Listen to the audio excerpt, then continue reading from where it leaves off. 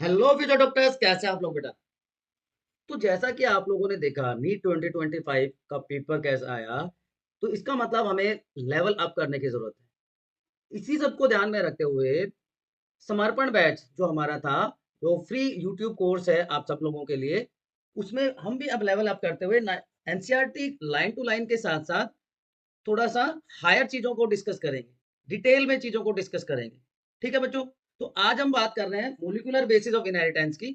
बहुत important chapter है, बच्चों को सबसे मुश्किल भी लगता है, कुछ न्यूमेरिकल प्रॉब्लम्स भी इसमें से आती है। तो इसलिए इसी से शुरू करते हैं। देखो बेटा, पिछले चैप्टर में principle of inheritance of variation में आपने पढ़ा कि किस तरह से इनहेरिटेंस का पैटर्न होता है, उसका जेनेटिक बेसिस क्या है। अब हम बात करेंगे उस जेनेटिक मटेरियल के स्ट्रक्चर और फंक्शन की। आप में से बहुत लोगों को पता होगा कि न्यूक्लिक एसिड जो है वो बिल्डिंग ब्लॉक होते हैं किसी भी जेनेटिक मटेरियल के। अब जेनेटिक मटेरियल क्या है? जेनेटिक मटेरियल वो सब्सटेंस है जो इनहेरिट करता है कैरेक्टर्स को from parents to their offsprings, या हम कह सकते हैं एक जनरेशन से दूसरी जनरेशन तक जो कैरेक्टर्स का ट्रांसमिशन होता है वो इस जेनेटिक मटेरियल के हेल्प से ही होता है।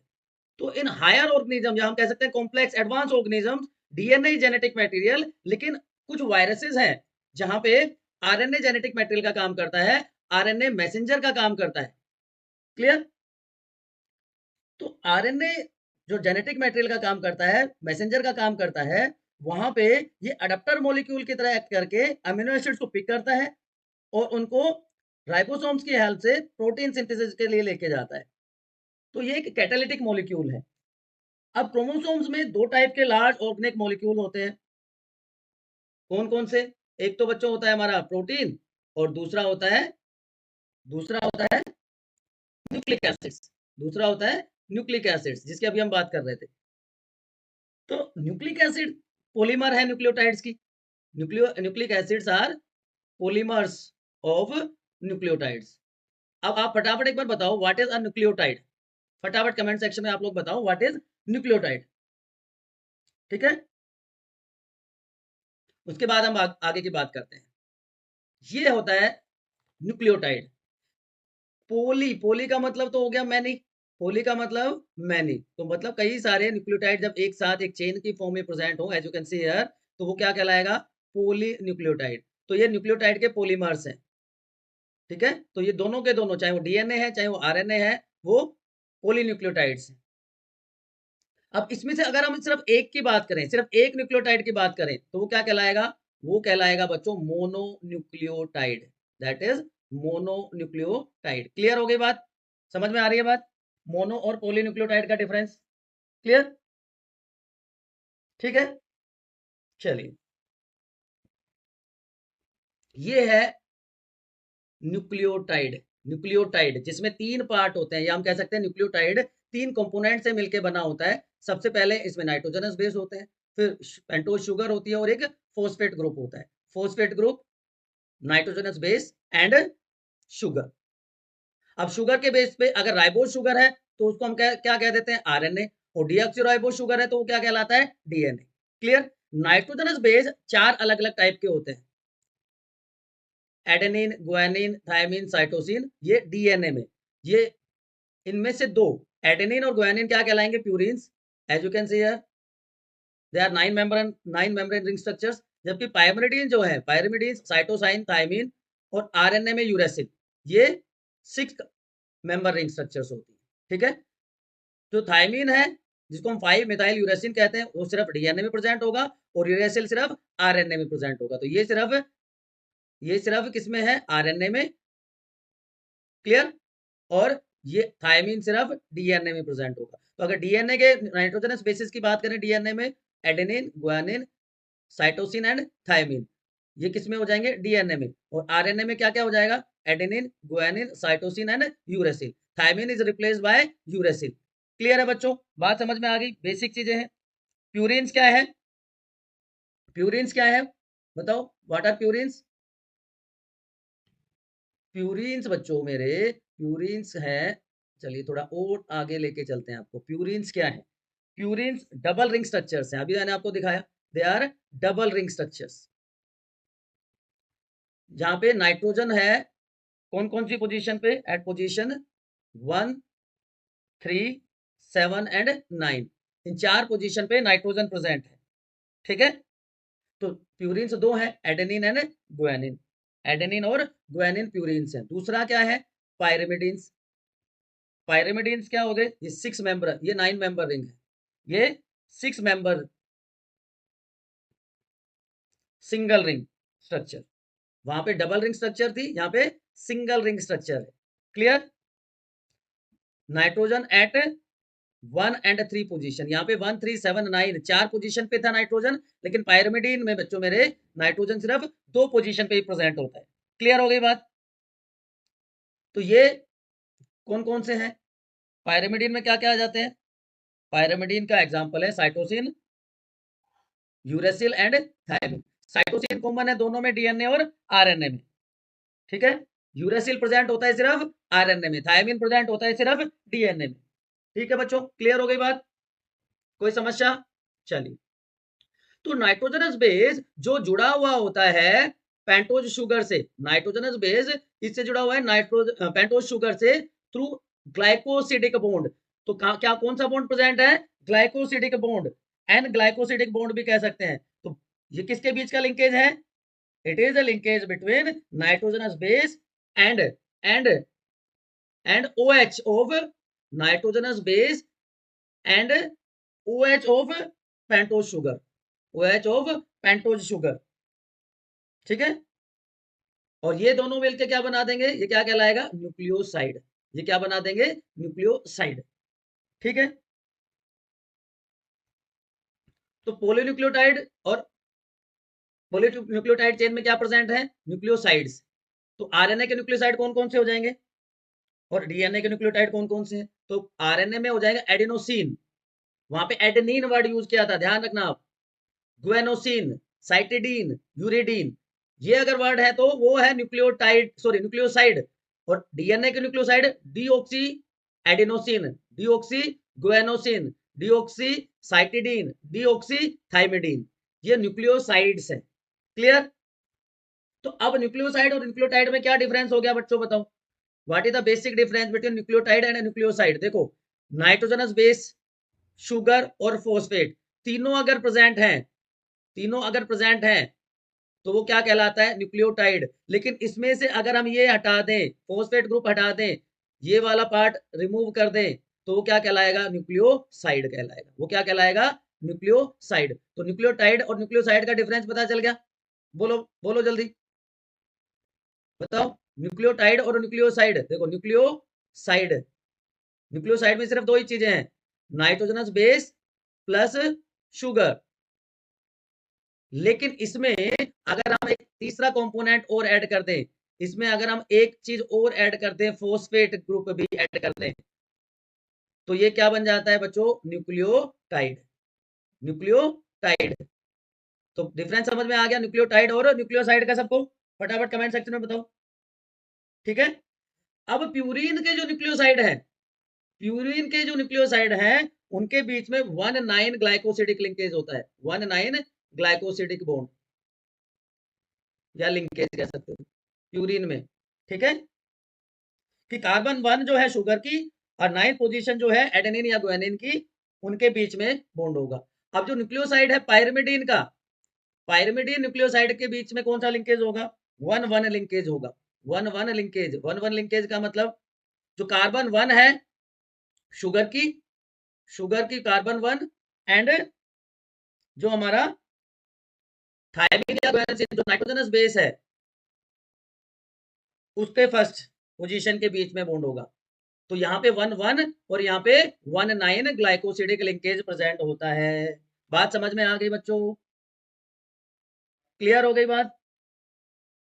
ठीक, चलिए अब देखो, अब आरएनए में हर न्यूक्लियोटाइड के साथ एडिशनल OH ग्रुप प्रेजेंट होता है सेकंड पोजीशन पे, सेकंड पोजीशन पे एक्स्ट्रा OH ग्रुप प्रेजेंट है। अब दो न्यूक्लियोटाइड, ये पहला न्यूक्लियोटाइड, ये दूसरा न्यूक्लियोटाइड, दो न्यूक्लियोटाइड के बीच में सॉरी एक बॉन्ड प्रेजेंट होता है, वो क्या कहलाता है, फोस्फोडाइएस्टर बॉन्ड। वो क्या कहलाता है, phosphodiester bond, 3 prime to 5 prime linkage होता है। तो फोस्फोडाइएस्टर बॉन्ड दो न्यूक्लियोटाइड्स के बीच में, ग्लाइकोसिडिक बॉन्ड किसके किसके बीच में प्रेजेंट था, ग्लाइकोसिडिक बॉन्ड, फटाफट कमेंट सेक्शन में बताओ, ग्लाइकोसिडिक किस किस के बीच में था? नाइट्रोजन बेस और पेंटोज शुगर के बीच में, OH of carbon 1 of pentose sugar, तो वो ग्लाइकोसिडिक, और ये फोस्फोडाइएस्टर। फोस्फोडाइएस्टर किस किस के बीच में है? दो न्यूक्लियोटाइड्स के बीच में। और जब बहुत सारे न्यूक्लियोटाइड एक चेन की फॉर्म में प्रेजेंट होते हैं, that is known as polynucleotide. Polynucleotide, clear है बच्चों मेरे? अब पोलैरिटी क्या होती है न्यूक्लियोटाइड चेन की? What is the polarity of polynucleotide chain? Polarity of polynucleotide, nucleotide नहीं, पॉलीन्यूक्लियोटाइड चेन। अभी मैंने लिखा था ना 3 प्राइम टू 5 प्राइम। पोलैरिटी का मतलब आप सिंपल वर्ड में समझ सकते हैं, डायरेक्शन। पोलैरिटी का मतलब यहाँ पे है डायरेक्शन ऑफ पॉलीन्यूक्लियोटाइड चेन, ठीक है? अब जो पॉलीमर बनता है, पॉलीमर फॉर्मेशन जो होगी वो कहां से कहां पे होगी? पॉलीमर फॉर्मेशन होगी जो वन एंड है, वन एंड जो है वहां पे फॉस्फेट ग्रुप प्रेजेंट होगा, ठीक है? वो फॉस्फेट ग्रुप होगा, 5 प्राइम एंड कहलाएगा, ठीक? तो ये 5 प्राइम एंड होगा न्यूक्लियोटाइड चेन का। जो दूसरा एंड है, जो दूसरा एंड है वो क्या हो गया? वहां पे 3 प्राइम OH प्रेजेंट है, उसको 3 प्राइम एंड कह देंगे पॉलीन्यूक्लियोटाइड चेन का। बैकबोन किसकी बनी होती है? बैकबोन किसकी बनी होती है? ये भी इंपॉर्टेंट बात है, बैकबोन किसकी बनी हुई है? बैकबोन पॉलीन्यूक्लियोटाइड चेन की शुगर और फोस्फेट की बनी है, शुगर प्लस फोस्फेट की, ठीक है जी? तो 5 प्राइम एंड पे फोस्फेट, 3 प्राइम एंड पे OH ग्रुप प्रेजेंट होता है। तो 5 प्राइम, 3 प्राइम टू 5 प्राइम इसकी पोलैरिटी होती है। क्लियर बच्चों? यहां तक कोई कंफ्यूजन, कोई समस्या, कोई बट, कोई किंतु परंतु? ठीक है, अब हम आते हैं डीएनए के ऊपर, deoxyribo nucleic acid. Historical background में अगर हम जाएं तो फ्रेडरिक मिशर ने सबसे पहले आइडेंटिफाई किया डीएनए को, उसको नाम दिया न्यूक्लिन, न्यूक्लिन नाम दिया उसने। व्हाइट ब्लड कार्पस सेल्स में, ल्यूकोसाइट्स में, जो पस सेल्स के न्यूक्लियस थे वहां पे इसको स्टडी किया था। वाटसन एंड क्रिक ने डबल हेलिकल मॉडल दिया डीएनए का, जो कि किसके ऊपर बेस्ड था? विल्किंस और फ्रैंकलिन के एक्सरे डिफ्रैक्शन डाटा के ऊपर बेस्ड था। तो ये सारे के सारे मिशर ने सबसे पहले न्यूक्लिन नाम दिया, विल्किन एंड फ्रैंकलिन ने एक्सरे डिफ्रैक्शन डाटा दिया, और वाटसन एंड क्रिक ने डबल हेलिकल स्ट्रक्चर दिया डीएनए का, ठीक है? Double helical structure of DNA. उसके बाद एक और नाम आपको याद रखना है यहाँ पे, Kornberg, Kornberg, Kornberg, artificially synthesised DNA, artificially synthesised DNA किसने किया? कोरेनबर्ग ने किया, इसलिए उनको नोबेल प्राइज मिला था ओका के साथ, for artificially synthesising DNA and RNA, ठीक है? अब जो डीएनए है दो पॉलीन्यूक्लियोटाइड चेन्स को मिला के बनता है, जो कि राइट एंड्रली कोइड स्ट्रक्चर है, जो डीएनए जो डबल हेलिकल स्ट्रक्चर दिया था वाटसन एंड क्रिक ने, वाटसन एंड क्रिक ने यही बताया था कि ये डबल हेलिकल स्ट्रक्चर है। क्लियर? अब पिच, ये वाला पार्ट क्या कहलाता है? पिच। पिच, पिच कितनी है इसकी? 3.4 एंगस्ट्रोम या 34 नैनोमीटर। हर टर्न में कितने बेस पेयर हैं? 10 बेस पेयर। तो दो एडजेसेंट बेस पेयर के बीच की डिस्टेंस कितनी हो गई? 0.34 नैनोमीटर या 3.4 एंगस्ट्रोम, ठीक है जी? क्लियर है बच्चों ये बात? यहां तक कोई समस्या है तो बताओ। तो अभी तक मैंने आपको क्या क्या चीजें बताई, उसमें से कोई कंफ्यूजन है तो बता दो। बैकबोन ऑलरेडी मैं बता चुका हूँ, शुगर और फोस्फेट की बनी होती है। ये वाला पार्ट मेजर ग्रुव कहलाता है, ये माइनर ग्रुव होता है, ठीक है? बेसिस अंदर की साइड होते हैं, ये बेसिस है। दो चेन एंटी पैरेलल होती है, अगर एक चेन की जो पोलैरिटी है वो 3 प्राइम टू 5 प्राइम है, तो दूसरे की पोलैरिटी क्या हो जाएगी? 5 प्राइम टू 3 प्राइम। तो एक 3 प्राइम टू 5 प्राइम और दूसरी ये 3 टू 5, तो दूसरी 5 to 3, 5 prime to 3 prime. Clear? अब जो बेसिस हैं वो हाइड्रोजन बॉन्ड की हेल्प से एक दूसरे से जुड़े होते हैं। प्यूरिन हमेशा पायरिमिडीन के साथ बॉन्डिंग करेगा, प्यूरिन पेयर्स विद पायरिमिडीन। तो ए हमेशा, एडेनिन हमेशा थायमिन के साथ bye double hydrogen bond, cytosine guanosine के थ्रू या सॉरी ग्वानिन के थ्रू के साथ बाय ट्रिपल हाइड्रोजन बॉन्ड, ठीक है? तो जो प्यूरिन है वो हमेशा पायरिमिडीन के साथ आता है, जिससे यूनिफॉर्म डिस्टेंस मेंटेन रहती है दो स्ट्रैंड्स के बीच में। ये बेस पेयर्स, ये फॉस्फेट, ये शुगर। क्लियर? और क्लियरली आप यहाँ पे देख सकते हैं, pentose sugar, phosphate group and nitrogenous base, A T के साथ बाय डबल हाइड्रोजन बॉन्ड, जी सी के साथ बाय ट्रिपल हाइड्रोजन बॉन्ड। याद रहेगा आपको? याद रहेगा? चलिए, अब इसी के बेसिस पे एक साइंटिस्ट हुए एरविन चेरेगैफ, उन्होंने कुछ रूल्स दिए which are known as Chargaff's rule, which are known as Chargaff's rule.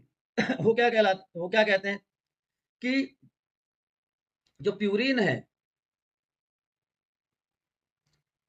And pyrimidine, purine and pyrimidine पहला है, पहला रूल है, purine and pyrimidine are always present in equal amount, ये इक्वल अमाउंट में present होते हैं, मतलब A plus G is equal to T plus C, पहला रूल। दूसरा रूल क्या कहता है? The amount of adenine, amount of adenine is equal to thymine, purine का अमाउंट पायरिमिडिन के बराबर होता है, और ग्वानिन का किसके बराबर हो जाएगा? साइटोसिन के बराबर हो जाएगा। तीसरा रूल क्या कहता है? Amount of A plus T is equal to constant for a particular species, constant for a species, ये अमाउंट कांस्टेंट रहता है, but can vary from species to species. तो ये रेशो हेल्प करती है to identify species, help to identify species. Clear बच्चों? ये बात भी समझ में आ गई होगी। तो एरविन चेरेगैफ्स ने यही बताया था, A plus G is equal to T plus C, या A plus G upon T plus C is equal to 1। इसको मैं समराइज करूं आप लोगों के लिए, मैं इसको समराइज करूं, तो अभी डीएनए के बारे में हमने क्या क्या बातें बताई आपको, डीएनए के बारे में हमने क्या क्या बातें बताई कि भैया पहले एक्सरे डिफ्रैक्शन पैटर्न मिला डीएनए का, ठीक है, उसके बाद दो पॉलीन्यूक्लियोटाइड चेन प्रेजेंट होती है, टू पॉलीन्यूक्लियोटाइड्स, पॉलीन्यूक्लियोटाइड चेन्स, जिनको हम क्या कहते हैं? They are also known as strands are present, ठीक है।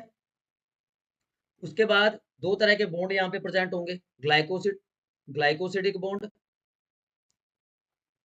And phosphodiester bond. बताओ फटाफट कमेंट सेक्शन में कौन सा बॉन्ड कहाँ पे प्रेजेंट होता है? दो टाइप के बॉन्ड प्रेजेंट होते हैं, ठीक है। तीसरा डीएनए डुप्लेक्स बनाता है, DNA duplex, double helical structure की बात कर रहे हैं, ठीक है। उसके बाद जो बैकबोन है वो किसकी बनी होती है? बताओ, बैकबोन, बैकबोन में क्या प्रेजेंट होते हैं? बैकबोन ऑफ डीएनए स्ट्रैंड किसकी बनी होती है? उसके बाद मैंने आपको बताया पोलैरिटी के बारे में, पोलैरिटी कि 5 प्राइम एंड पे क्या प्रेजेंट होता है, 3 प्राइम एंड पे क्या प्रेजेंट होता है। फिर कॉम्प्लीमेंट्री बेस बेस पेयरिंग की बात करी हमने, बेस पेयरिंग कॉम्प्लीमेंट्री होती है, कॉम्प्लीमेंट्री, ठीक है जी।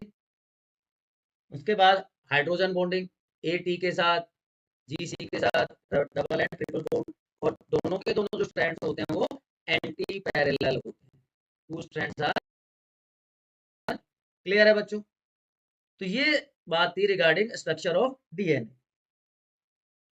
इसके अलावा कोई और समस्या हो आपको तो उसके बारे में आप अभी फटाफट कमेंट सेक्शन में पूछो, कोई भी किंतु परंतु इफ बट है तो बायोनिधि आरआरजी के कमेंट सेक्शन में आप लोग पूछो।